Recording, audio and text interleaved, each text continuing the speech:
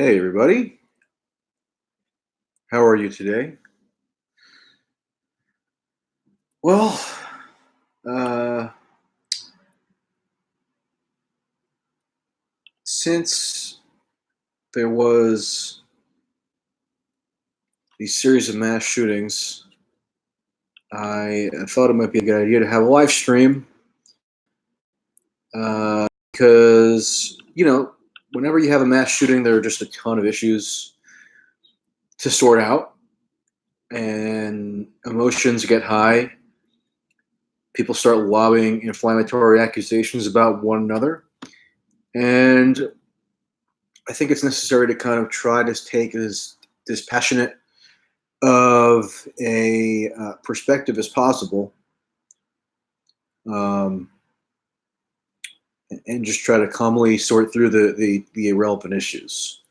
Um, First of all, I pushed past 10,000 YouTube subscribers, so thank you for that.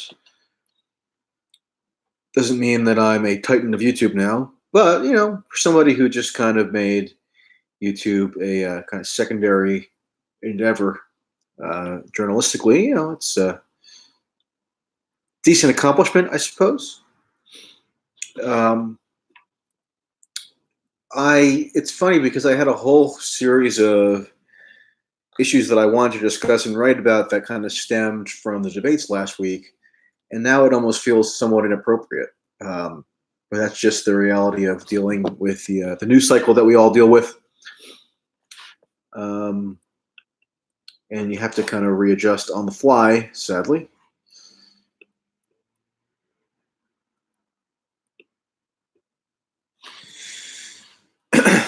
So there is a link being circulated to a website called heavy.com that purports to have identified the Twitter account of the Dayton shooter. And I've gone through it and looked at it.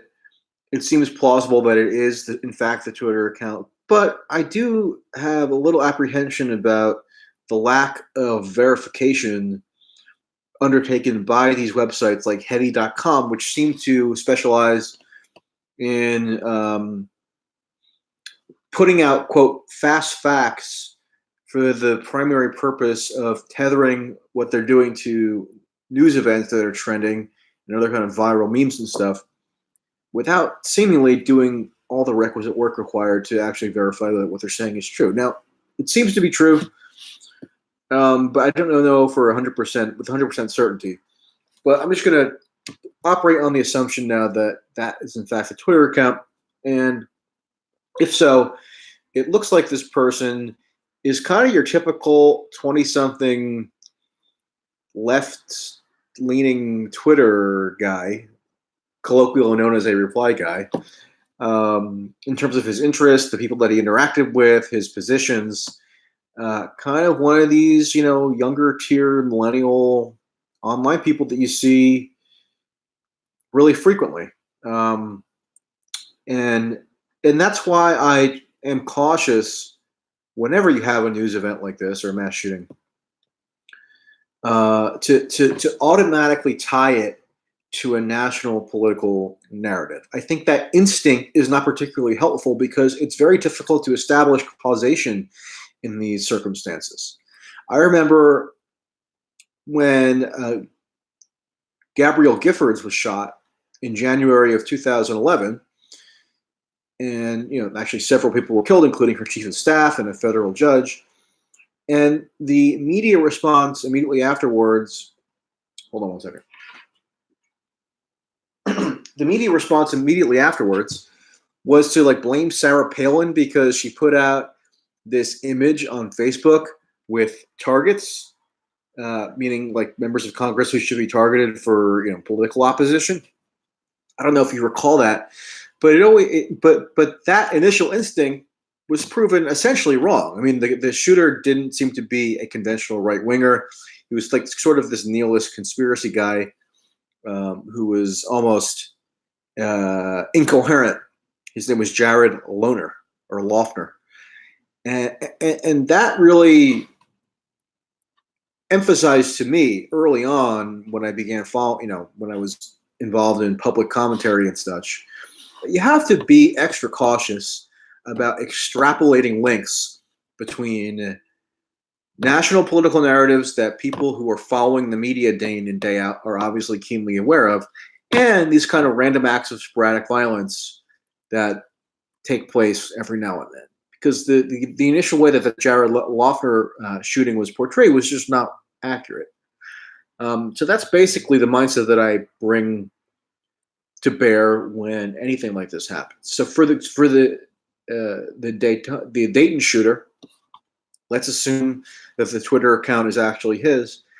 I'm not going to blame anybody that he's retweeted or whose tweets that he's liked for somehow motivating him to take this violent, murderous action. That would be unfair. Now, is it possible that in some vague, sort of inscrutable sense, he was in fact motivated to take violent action by his online interactions? Sure, it's possible, but you can't then jump from there to blaming anybody that he interacted with as personally culpable. The person who opened fire on a congressional baseball outing in 2017 was a Bernie Sanders supporter and had posted, Russia conspiracy bromides. Does that mean necessarily that I would blame Bernie Sanders or the people who are peddling Russia conspiracy nonsense as personally, individually culpable for motivating this person to take violent action? No, I would not. And I think that is the kind of approach that you really should across because it gets into this gamesmanship that is so politically opportunistic and short-sighted, because you never know when somebody who agrees with you might have some personal neuroses and then use that as a justification to take this kind of spectacularly violent action. Somebody asked in the super chat, are you going to see Jimmy Dore in Brooklyn? Which night? Yeah, I'm going to go. I don't know what night exactly yet. I think August. I forgot the dates exactly, but in a week or so. But yeah, I'm going to go. So if maybe I'll announce maybe on Twitter or someplace what date I'm going to go. So if you see me there, say hello. So obviously it's a little bit different when somebody puts out a manifesto, quote unquote. I almost think the word manifesto is a little too aggrandizing. Like the manifesto that was put out by this person who did the El Paso shooting, it's just kind of snippets of ideological kind of rants that you see online frequently. It's not as if it was extraordinarily well reasoned or thought out. Actually, in the text of the quote manifesto, the individual acknowledges that he was acting impulsively, and that he wanted to carry out the act while he was still in the frame of mind where it seemed like a warranted thing to do. So it wasn't as if he had spent months and years meticulously crafting this kind of coherent argument for why this was somehow necessary, whereas Anders Breivik had done that and in 2011, and it seems like the person who carried out the shooting in New Zealand had done that. This was kind of just somebody who had imbibed memes and snippets of information from probably 4chan or 8chan and such, and kind of crafted that into his manifesto. But he actually even acknowledges that he had, quote, personal reasons for doing this, meaning that he was kind of grafting political meaning onto his own psyche and his own shortcomings and failings, and using that as a self-justification, which is pretty common for people who draft, quote unquote, manifestos. Meaning that they try to self-justify on their own personal angst by referring to external political issues, when it seems like the main driver of what they're doing is in fact just kind of personal, or the product of their own kind of warped psyche. uh, so that's why, although yes, this person did put out a political justification for what he did, I think you have to kind of think about it in totality, even for quote Islamic uh, extremists. Some of them do cite personal, political justifications for what they do, but their private lives tend to be in turmoil. Um, that seemed to be the case for Omar Mateen, who committed the Orlando shooting in 2016. Um, and they're not mutually exclusive, but in all these cases, what I think ought to be resisted is an oversimplistic, reductive take that fits neatly into your whatever political axe you'd like to grind on a given day, because these events are always multi-causal, and to isolate one cause and to kind of portray it as strictly monocausal, I think doesn't actually serve the interest of getting to the root cause of why stuff like this takes place. And I think really you can attribute a lot of it to broader atomization. I don't think people who have a strong, stable personal network and have group affiliations that they derive meaning from and have ambitions in life that they are working toward, generally they're not going to be the types of people who commit mass shootings. Generally it's people who feel alienated in one way or another, and they use their alienation as a convenient kind of connection point to some political issue that they latch onto. Rarely do you have people who are motivated 100% purely by some kind of political ideology. Now, there are obviously some exceptions where that is the case. The 9/11 hijackers, it seems as though they were obviously motivated by the political ideology, Breivik, and a handful of others. But for most of these mass shooters, it's kind of an ugly confluence. And I think you're not excusing the political arguments that they level as somehow, you're not casting them aside if you think about them in a broader context. And so that's sort of what I encourage. And one thing that's bizarre is if you look at this Dayton shooter's Twitter account, again, assuming that it's actually his, and it seems likely that it is, the guy was liking tweets related to the El Paso shooting earlier in the day. And the tweets were, critical of Republicans and such.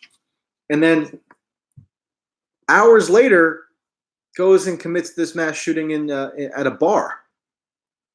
Now, that seems to indicate to me that there was something impulsive about at least the Dayton shooter. So there was something, even the El Paso shooter was also acting somewhat impulsively, but the Dayton shooter was even more so spectacularly impulsive because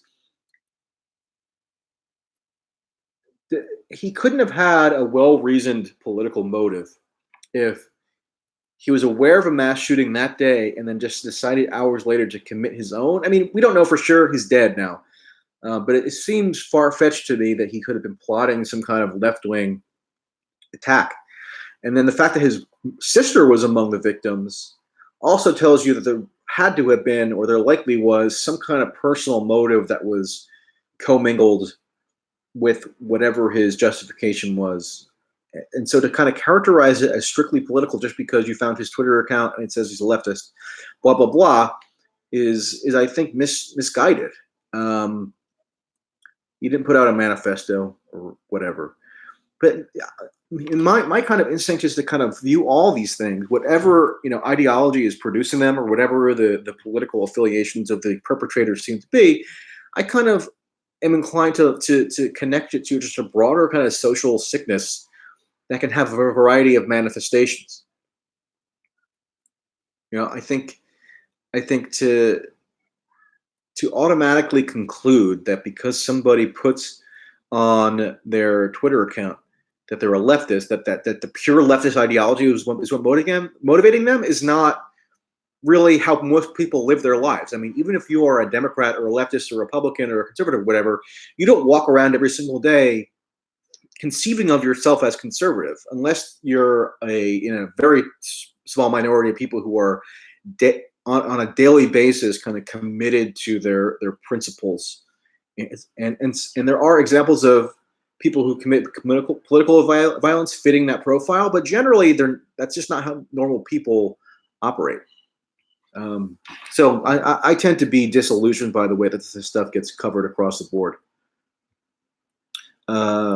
Dan Campbell, who gave a super chat, says, yes, exactly. Impulsiveness is one of the factors in some of the shootings, but it really is tempting a cognitive flaw of ours to point to single causes and argue about them. Good point. Yeah, I mean, because if atomization and just alienation from society and economic lack of opportunity, if theoretically you had like a flow chart or something that accurately grafted onto it the precise motivations for a particular killer, and the biggest motivator you could determine to have been atomization, that wouldn't be something that people would be inclined to argue about vociferously online, right? It's not as exciting. It's not as inflammatory in a partisan sense.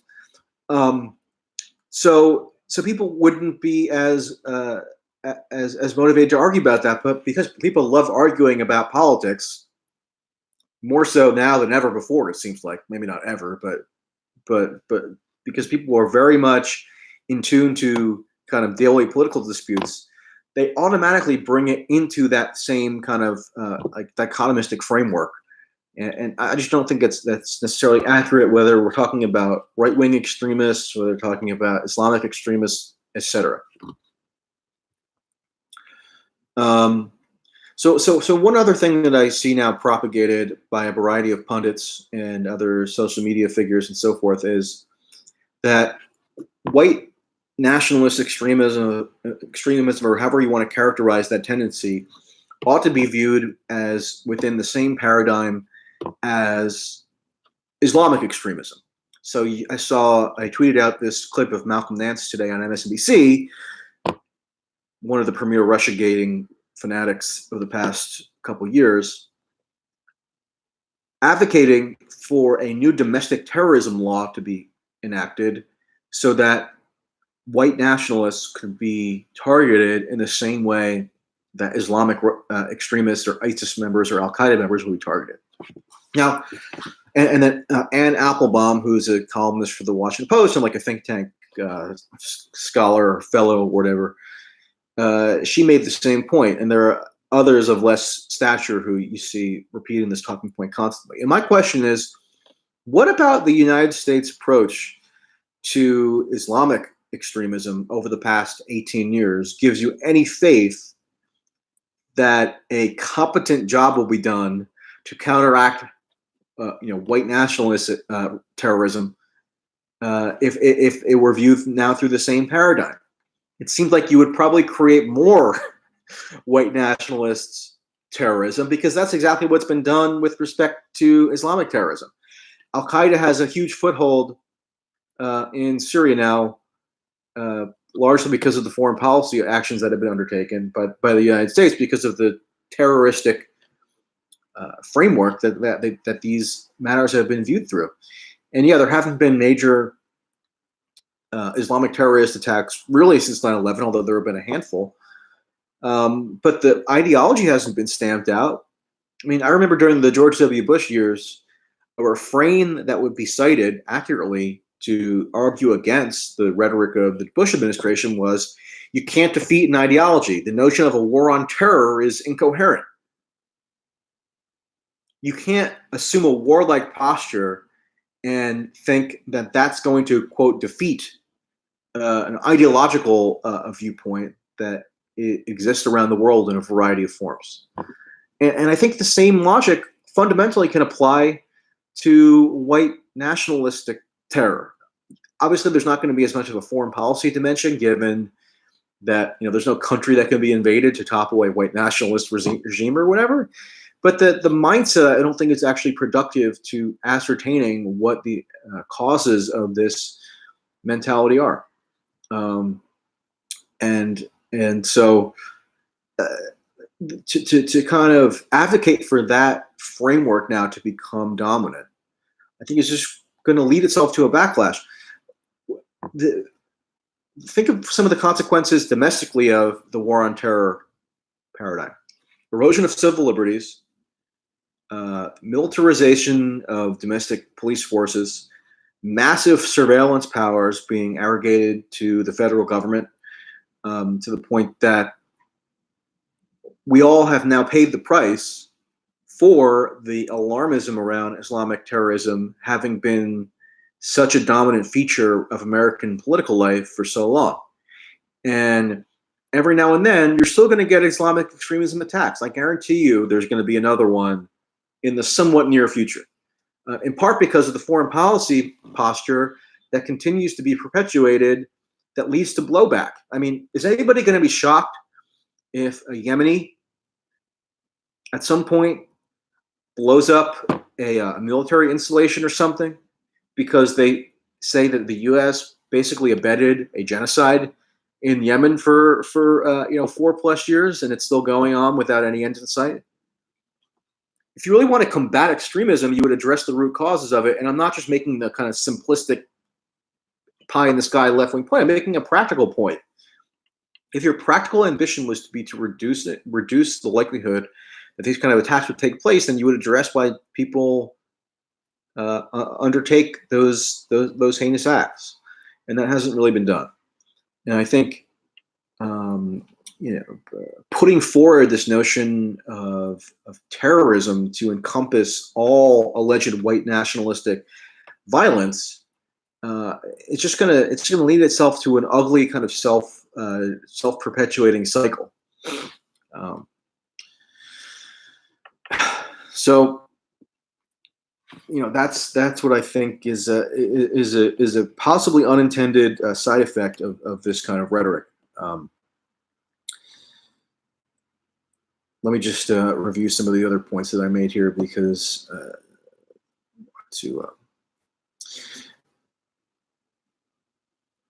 so one thing that I find a little aggravating is that whenever some kind of gun violence event occurs, you get a chorus of people who are right-wingers or libertarians or whatever, saying that there is no policy solution available whatsoever in terms of curbing gun ownership or gun possession laws. And I just don't think that's accurate. And I'm not therefore arguing for kind of a nationwide sudden imposition of extremely stringent gun control measures. But I think it's kind of bad faith and somewhat delusional to argue that no policy remedy would have any effect over the incidence of mass shootings. In Connecticut, after the Sandy Hook shooting in 2012, the state legislature passed a variety of relatively strict gun control measures that prohibited the purchase of a variety of AR-15s, AK-47s, etc. So if you're going to argue to me that as of today, in 2019, it's just as easy to carry out a mass shooting in Connecticut as it is in Texas, I don't think you're honestly grappling with the facts.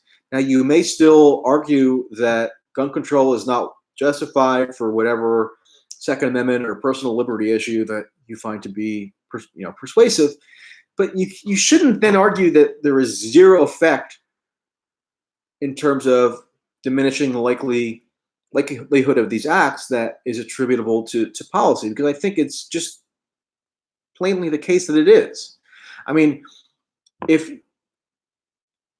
I can impulsively decide to go get a powerful weapon more easily in Texas than I can in Connecticut, then the laws that are in place in Texas make it easier for me to commit a mass shooting.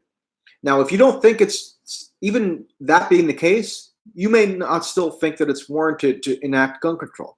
Okay, fine, that's an argument to have, but I find this retort online, especially, that laws can have no effect whatsoever on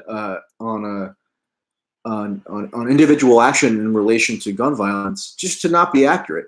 I mean, marijuana is not legal in New Jersey right now. It would be much easier for me to go out and purchase marijuana in Colorado or Washington or Nevada than it is currently in New Jersey. Okay, and that is a direct consequence of the law in those respective states. So the fact that New Jersey law continues to prohibit the sale and possession of marijuana makes it far more difficult for me to possess marijuana. So now, why is that so difficult to then apply to gun violence? Again, it doesn't have to come necessarily with any prescription for a policy, for people to just acknowledge the reality of how law interfaces with decision making and interfaces with individual action. Otherwise, what's the point of law?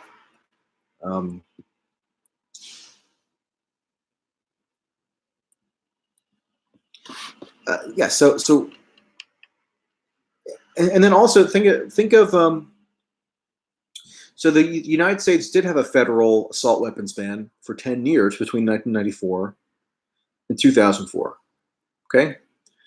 And that law was actually enacted at the urging of President Ronald Reagan, who was then out of office, who signed a letter to the House of Representatives, along with Gerald Ford and Jimmy Carter, advocating for the federal assault weapons ban, which was ultimately signed by Bill Clinton and then sunset 10 years later, and was not in effect. Now, look at the span of 1994 to 2004. You had the Columbine shooting in 1999, right? But other than that, you didn't have a huge.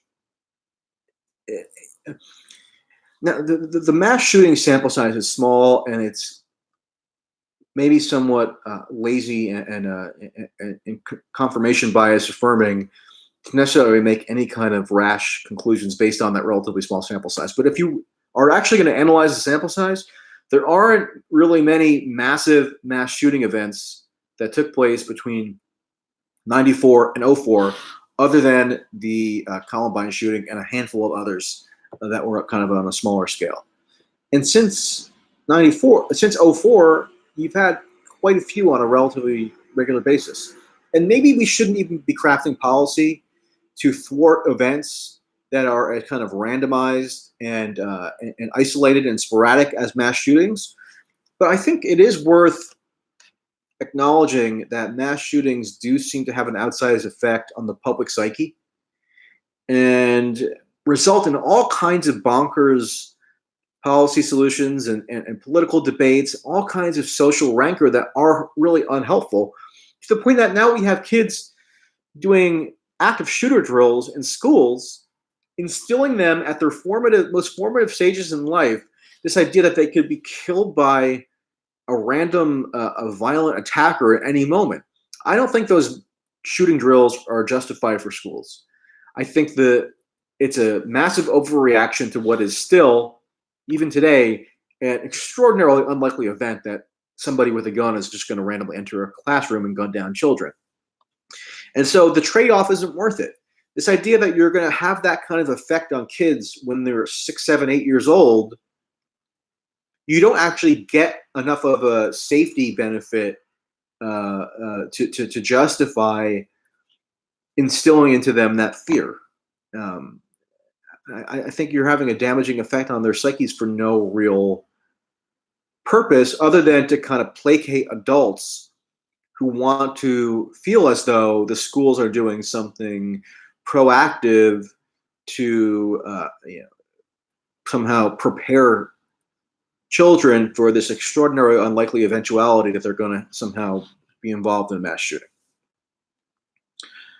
And I think you can even make the argument that there's a blowback effect of sorts, because you're kind of putting the seed in the minds of kids of a mass shooting just being this kind of fact of life, and then even an infinitesimally small percentage of them who maybe have some other mental health issues, maybe have some kind of like convoluted political motive, could then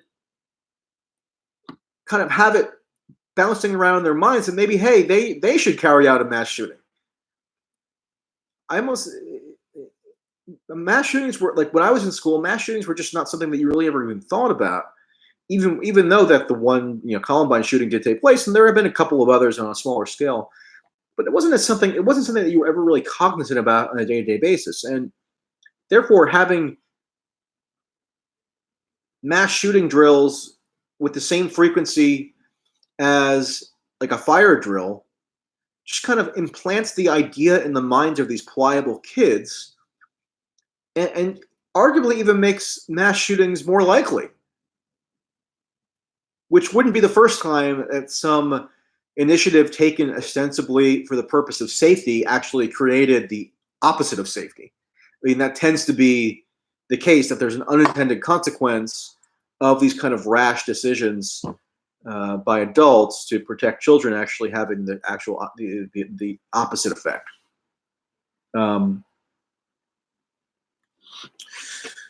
So yeah, I just think that this whole dialogue around this issue is so fraught and so disturbing and depressing that it's hard to even know how best to engage with it, other than to just kind of speak off the cuff here like I'm trying to do.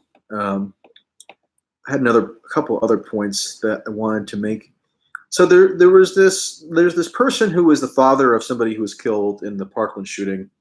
His name is Fred Gutenberg. Obviously, been through a horrible experience. His daughter was killed randomly by a maniac. But he's now gotten a pretty sizable platform in kind of public forums to advocate his views, which are now very strongly pro-gun control. And I saw something today which I just thought was crazy, where he's denouncing Bernie Sanders because at some kind of event in Las Vegas today, Bernie Sanders said that we've got to kind of come to grips with the mental health situation in the United States in relation to mass shootings. And Fred Gutenberg said, "Shame on you, Bernie Sanders, for these comments. This is a gun issue, and to use the gun lobby talking points on this only discredits you as a presidential option following this weekend." Now, how have we gotten to the point where addressing the despondent state of mental health in the country is somehow reducible to an alleged gun lobby talking point? I know that actual gun lobby advocates often do say this: we have to look at the mental health system. Okay, fine. Maybe that shouldn't be talked about at the exclusion of gun control or policy adjustments that might be made. But the idea that it's inherently a gun lobby or a right-wing talking point to address the mental health situation in the country is absurd. And the idea that you're going to kind of stigmatize that line of inquiry as inherently right-wing or a gun lobby talking point, what does that actually accomplish other than to kind of arbitrarily and narrowly shrink the scope of issues that are available to be discussed in relation to this issue of mass shootings, which, as I mentioned before, is a product of, I think, of a whole host of societal maladies, from alienation to social atomization to this kind of meme culture on social media, where people are kind of like gamified into wanting to one-up one another. If you look at mass shooters, they tend to be obsessed with previous mass shooters. That's the case with the El Paso shooter, who references the New Zealand shooter. Adam Lanza, the Newtown shooter, was famously kept like a giant spreadsheet on all prior mass shooters. they tend to be fixated on their quote predecessors, and that that stems to the kind of the culture around social media and how people engage with it. So there are a whole variety of really deep and structural issues that I think you do need to address if you're going to take a holistic view about what is causing these acts. And so for Fred Gutenberg to say that we can only talk about gun policy in the most strict, narrow sense, I think precludes the kind of discussion that you would actually need to have if you want to address this in a competent and all-encompassing way. So I thought that was really bizarre. And it's not as if Bernie Sanders is bashful about making policy prescriptions in terms of gun possession. He's in favor of an assault weapons ban. So it's just unfortunate that the people who are in the most influential positions to address this wider subject would make that kind of caricature of a statement. The other thing is that I never hear, or I seldom hear, gun control advocates address the fact that the U.S. is the leading arms exporter in the world. They only want to have these kind of very fraught and emotionally intense debates about domestic gun ownership without really bringing their attention to the fact that the U.S. purveys its commercial ethos around gun ownership all over the world to the point where they're kind of fueling global conflict because the U.S. system for keeping track of the guns that are exported often fails. And so you have U.S. produced machinery ending up in the hands of people in Central America. I mean, talk about the immigration issue where people are fleeing northward. Where do you think the people get the guns to terrorize the local populations in Honduras and Guatemala and so forth? They get them through the black market, and that black market originates with the U.S. production of guns. So that you basically have these big, firearms corporations profiting by fueling global conflict abroad. And there are other examples of small arms, in particular, making their way into the hands of Al Qaeda and other Salafi militias in Syria and Yemen and so forth. So there's a foreign policy dimension here, but you really don't ever hear that talked about. And it should be more talked about because it actually doesn't have a Second Amendment implication. It doesn't harm anybody's constitutional rights if you impose restrictions on gun manufacturers as to their export processes.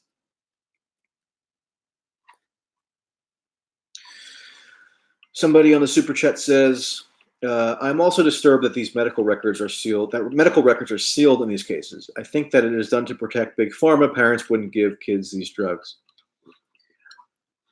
So this is something I was actually going to write about this coming week, and I think I still may if I can tie it in an intelligible fashion to the shootings.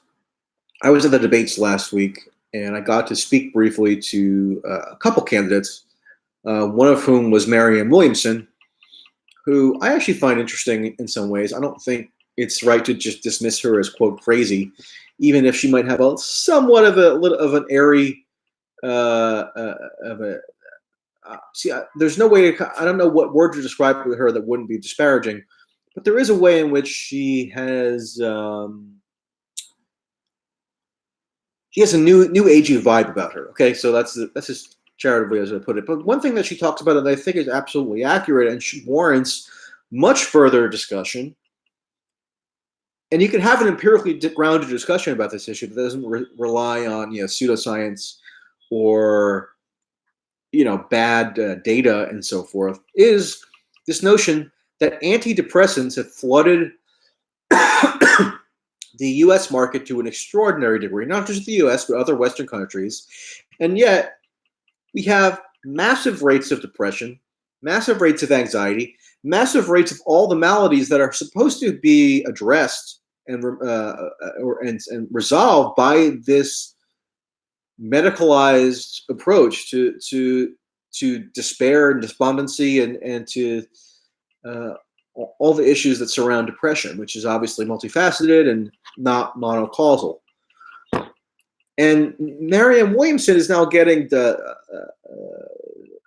she's getting torched by the media because she had the audacity to question whether pharmaceutical companies have your best interests at heart when they devote massive advertising resources to selling more and more of these antidepressant drugs, when the record of those drugs actually being efficacious is mixed, to say the least. Especially in the case of like less severe depression that people just kind of deal with day to day.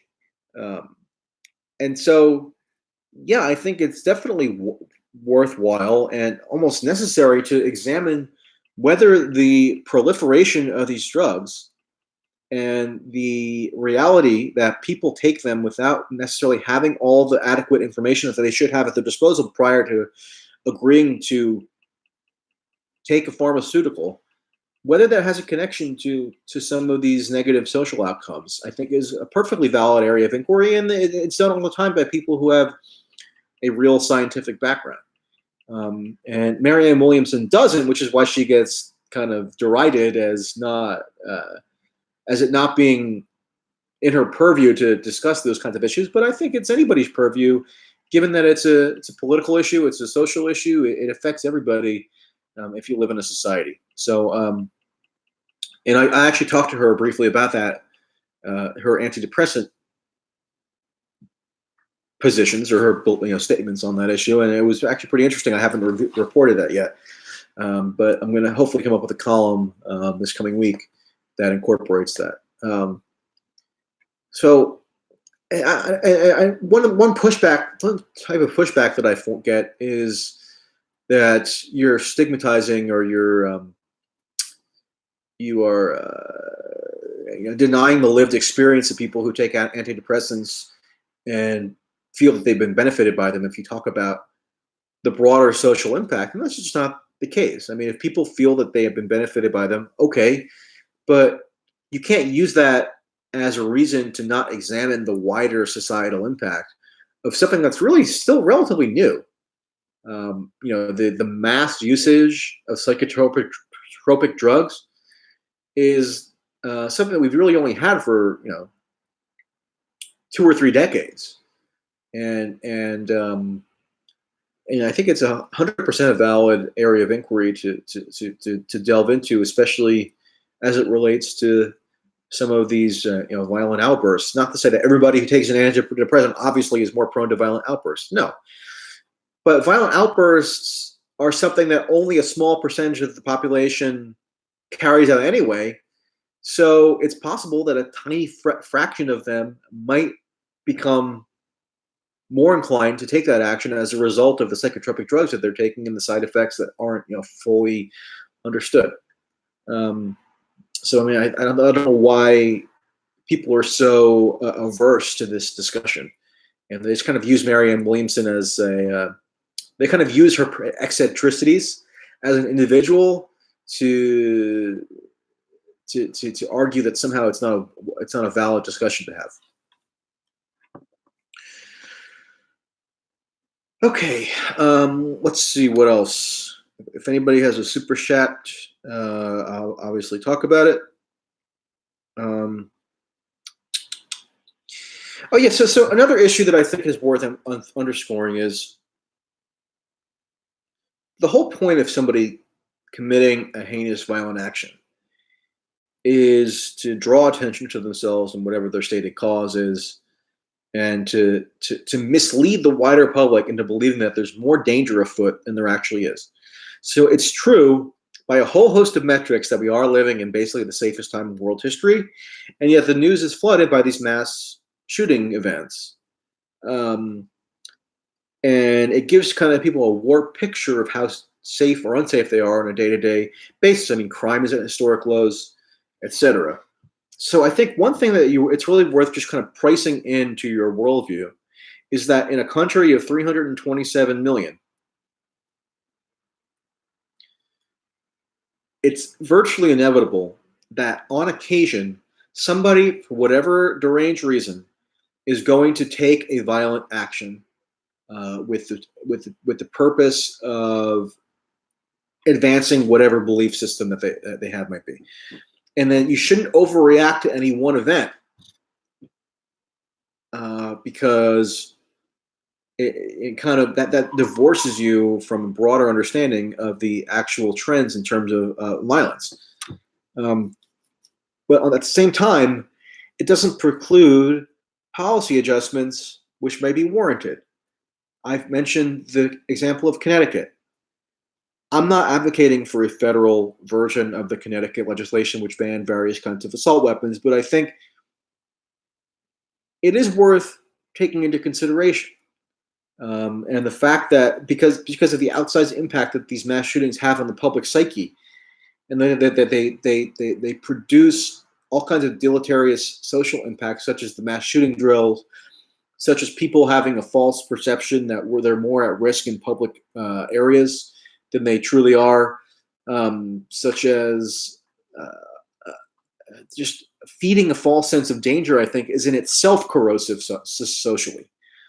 So if there are modest and empirically grounded policy adjustments that can be made to decrease the likelihood of these events taking place, then it should be considered. But at the same time, you shouldn't overinterpret any single one event. Given how, in totality, the U.S. is a relatively safe place. Okay, somebody in our super chat says, though feeding violent images to young children is too far, there is some value in trying to immunize society against horrific events. Making society robust against mistakes should be applied to nanotech, CRISPR, and potentially dangerous technologies. I think, I don't know, I have mixed feelings about that because, for example, on this issue of video games, which a couple of Republican congressmen and other figures brought up today once again, part of me thinks that it's plausible that kids at formative stages in life, and this would include me because I did the same thing. I played a ton of Halo and everything else. Part of me does think that kids who are exposed to constant digitized violence in that form, there is something in their psyche that has to be affected by it. But how could it not be? If your life is saturated by shooting games, okay? And I'm not saying that it necessarily is going to compel 99.99999% of people who participate in the shooting games to actually take real life violent action. But how could it not have some kind of subconscious impact over time?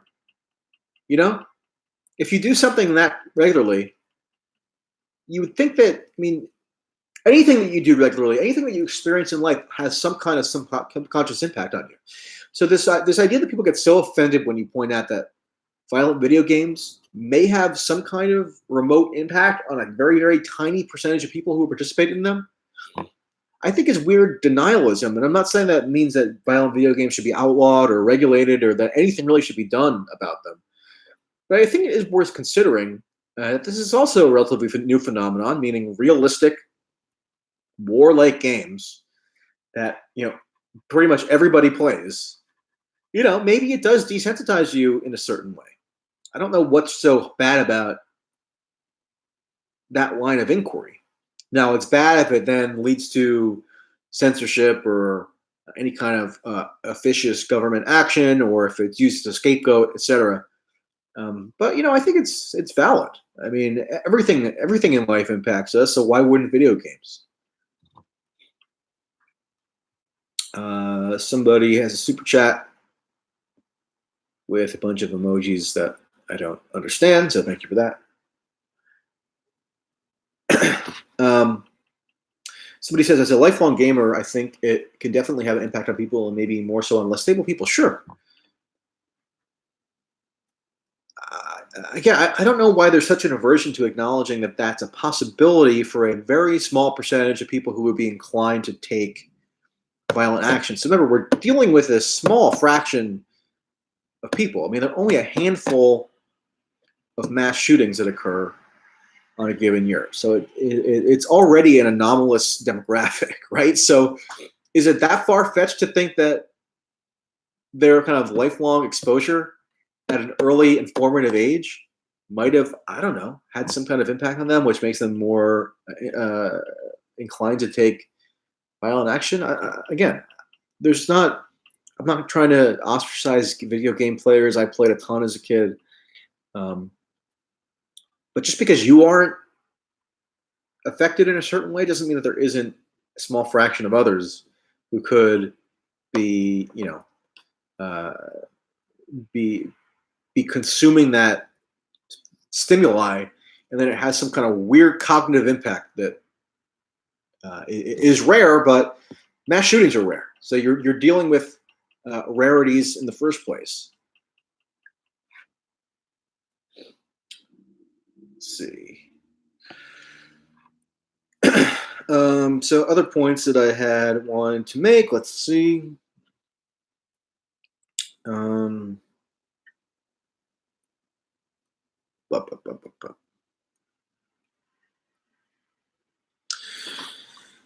Yes, so just on the gun control issue, one more thing.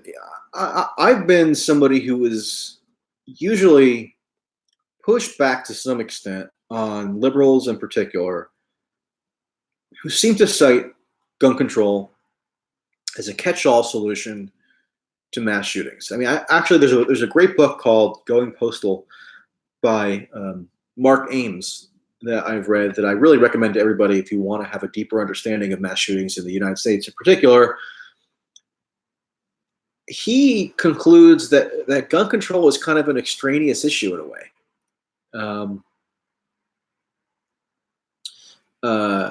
Yeah, you might want to deprive people who are mentally deranged of access to guns, but the mental derangement is still going to manifest in potential violence in other areas, right?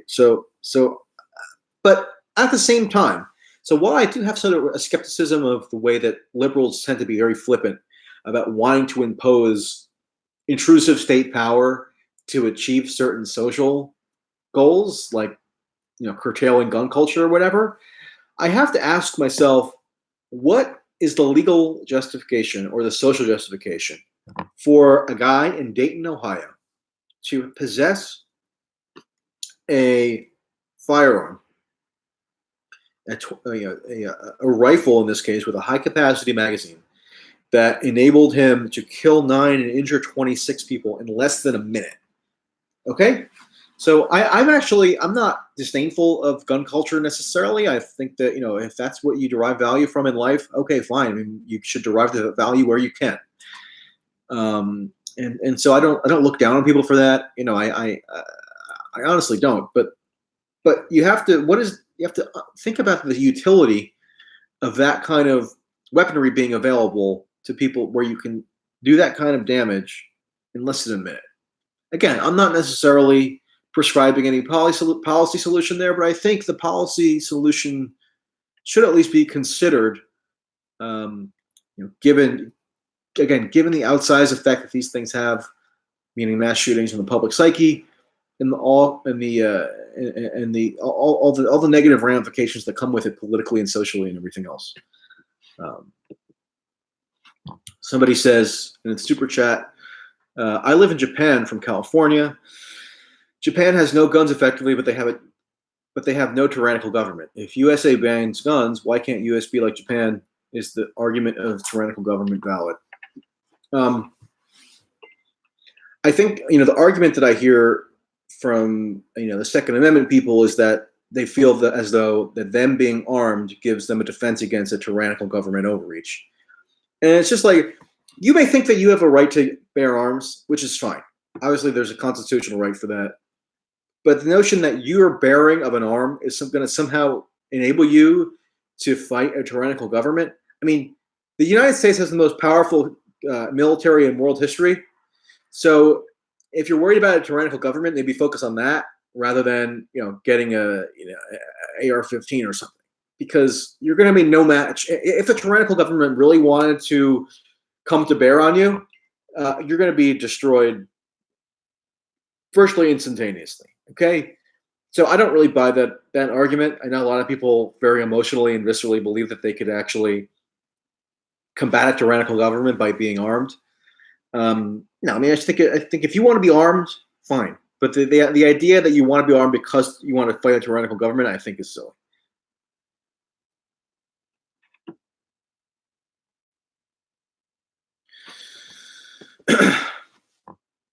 People will take matters into their own hands, somebody says.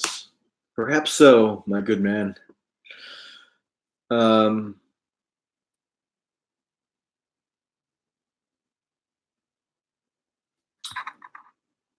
can we, on the one hand, fight a tyrannical government and approve billions to strengthen the military every year? It is comical, lol. Exactly. I mean,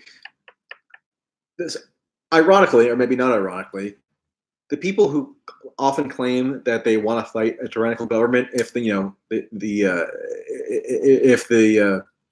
S ever hit the fan,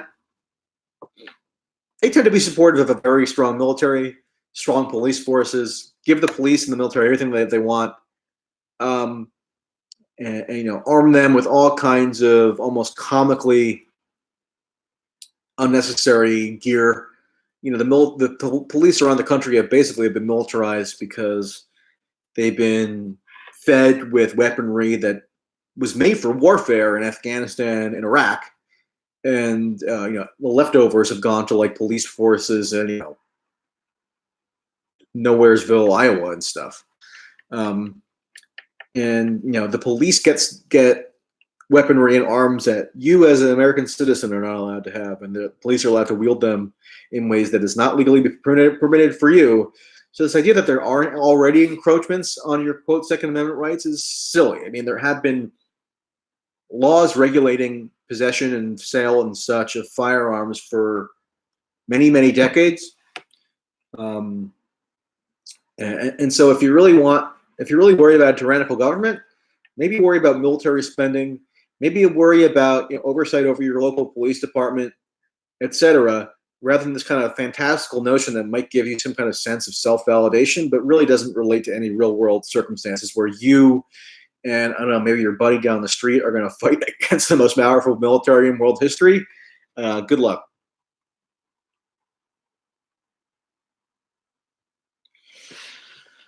All right, everybody. Almost coming up to the hour mark. If anybody has any interesting comments, I'll gladly take them.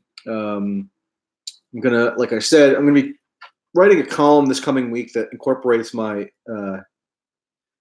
discussion with Marianne Williamson and the issue of antidepressants, and then maybe tie in the issue of mass shootings. If I live far away from the police department, I wouldn't want to wait 25 minutes for a policeman to protect my family. That's reasonable. But what does it have to do with having like a semi-automatic weapon, right? I mean, it's just like you can make an argument for the basics of self-defense without necessarily saying that there could be no infringements whatsoever on your right to bear any kind of weapon that you want. I mean, Ronald Reagan made exactly that argument in the letter that I mentioned earlier, where he was calling for this federal assault weapons ban. He said that this would not have an impact on people to protect their domicile or their family or whatever, and have no impact on sportsmen. So the absolutist approach that you see a lot of people who are gun, somewhat zealously pro-gun adopt, I think is silly.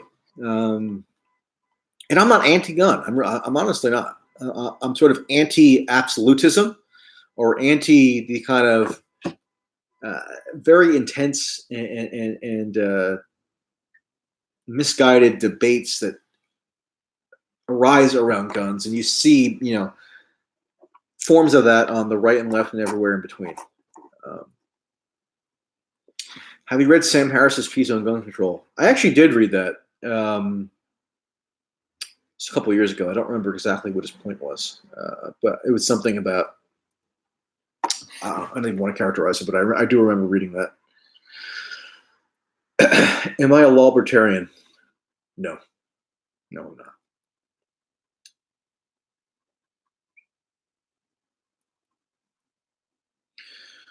All right, people. Coming up on an hour here. Last call for any super chats. Somebody asked if I've seen The Loudest Voice. No, I haven't seen that. I read the book, The Loudest Voice. If you're referring to The Loudest Voice in the Room, the Roger Ailes story, I read that book when it came out. I think in 2014, which is good. I mean, if you want to understand the inner workings of how Fox News came to be what it is today, or at least what it was in 2014, when Roger Ailes was still at the helm. It's a worthwhile book. I mean, I know people have disputed aspects of it, but I thought it was a decent read. What did I think of Once Upon a Time in Hollywood? Okay, so yeah, so last time I did a chat, I mentioned that I was going to see the movie. I did see it. I thought it was very immersive. Obviously, it wasn't plot driven, really. It was just kind of bringing you into this world that only a movie can really do, especially a movie that has such massive resources where they can replicate 1969 Los Angeles. So I enjoyed it just from an aesthetic standpoint. I mean, I wasn't necessarily going into it thinking that it was going to have this really intricate, finely crafted plot. I wasn't looking for that really, and I thought there were some parts that I remember there being some scenes where my attention sort of drifted a little bit, uh, uh, which maybe that's just me not having having an attention span warped by the internet, or maybe it's because the cadence faltered at times. But I thought it was good. I mean, I thought it was. I thought the way that they treated the Manson stuff was pretty interesting. Anyway, all right, people, I'll leave it there. See you soon. Be good, etc. Bye bye.